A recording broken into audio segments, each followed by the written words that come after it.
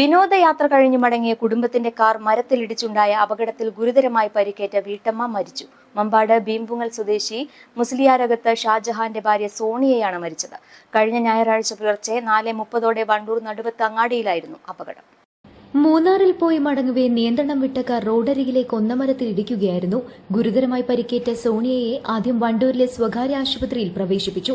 പിന്നീട് പെരിന്തൽമണ്ണയിലെ സ്വകാര്യ ആശുപത്രിയിലും അവിടെ നിന്നും കോഴിക്കോട് സ്വകാര്യ ആശുപത്രിയിലേക്കും മാറ്റിയിരുന്നു. ചൊവ്വാഴ്ച വൈകുന്നേരമാണ് മരിച്ചത്. പരിക്കേറ്റ ഭർത്താവ് ഷാജഹാൻ ചികിത്സയിലാണ്.